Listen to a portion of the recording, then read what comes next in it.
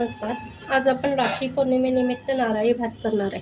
तर हा बासमती तांदूळ मी जवळजवळ एक मोठा कपभर त्या मापाने घेऊन स्वच्छ धुवून घेतला आहे आणि नंतर उकडताना दोन वाटी पाणी टाकलं आहे. त्याच्यामध्ये पाणी कमी टाकायचं आहे. मग हा असा छान दाणेदार सुट्टा होतो सुटसुटीत. आता आपण तो थोडासा गार करून घेऊया. असं सुटसुटीत करून घ्यायचा आहे भात पहिले जवळजवळ अर्धा एक तास अगोदर लावून घ्यायचा, म्हणजे तो गार झाल्यावर छान मोकळा आणि सुटसुटीत होतो.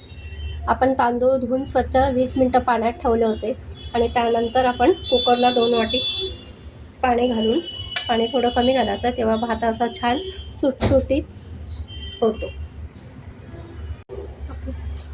कढई घेतलेली आहे जाड गुळाची आणि त्यात साजूक तूप घालणार आहे. आता यामध्ये आपण 4-5 लवंग आणि 1 दालचिन्याचा तुकडा, काजूचे काप, बदामाचे काप,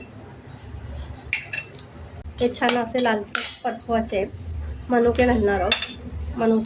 मनुके थोडे उशिरा घालायचे कारण ते लवकर फ्राय होतात काजू आणि बदामाच्या मानाने. हे बघा, आपले ड्रायफ्रूट्स छान तळले गेले आहे. आता आपण यामध्ये 1 वाटी खवलेला नारळाचा पीठ घालणार आणि तो सुंदर परतून घ्यायचा आहे.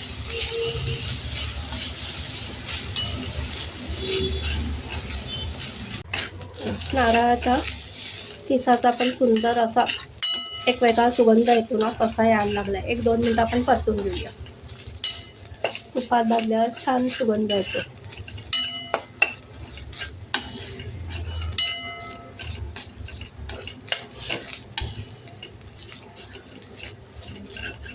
आता आपण यात मोठा कपभर आपण तांदूळ घेतला आहे, तर ते वाटीभर पाऊण वाटी आपण साखर घालणार आहे.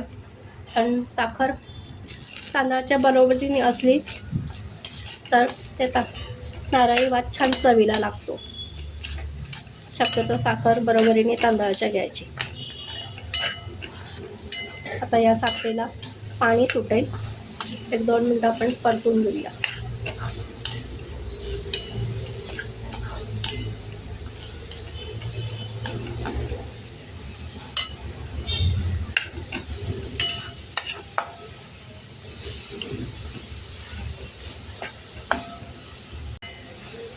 तुम्ही साखरेऐवजी गूळ सुद्धा घालू शकता. गूळ पण घालून करतो, छान लागतो. आज मी साखरेचा करत आहे. आता आपण इथे 1-2 मिनटं याला झाकून ठेवूया, म्हणजे साखर थोडी वितळेल. आपण झाकण करून बघूया. हे बघा, साखरेला असं छान पाणी सुटलेलं आहे आणि ती मेल्ट होते. आता या ठिकाणी आपण केशर मी उकळत्या दुधामध्ये एक तास अगोदर भिजत ठेवली होती. ते टाकले म्हणजे आपल्याला नारळी भाताला छान सुगंध येईल आणि कलर पण येईल आणि चवसुद्धा सुंदर होईल.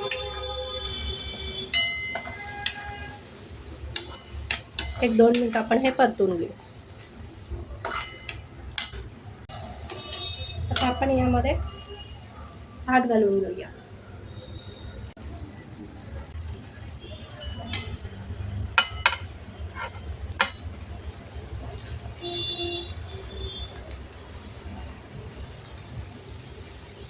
हे आपण चांगलं मिक्स करून घेऊया.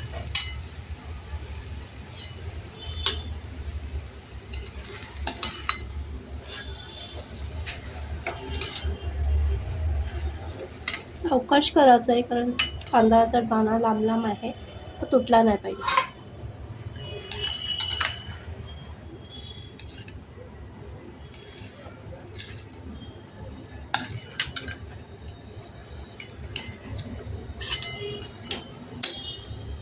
आपण चांगला मिक्स करून घेतला आहे. तुम्ही यामध्ये पाहिजे तर फूड कलर पण टाकू शकता तुमच्या आवडीनुसार.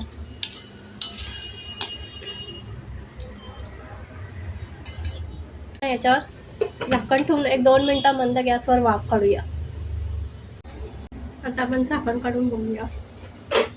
हे बघा, आपला भात बघा, नारळी भात सुंदर झालेला आहे. थोडं गार झालं की तो सुटसुटीत होणार. आता गरम गरम आहे. एकदम छान झालेलं आहे बघा.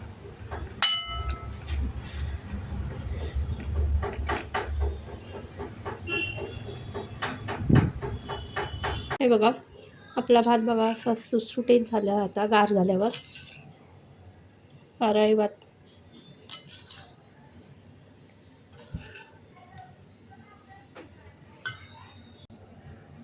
तर आपला मस्तपैकी नारळी भात हा रेडी झालेला आहे. तुम्ही पण आजच्या रक्षाबंधनाच्या दिवशी असा नारळी भात तयार करून बघा. तुम्हाला हा नक्कीच आवडेल.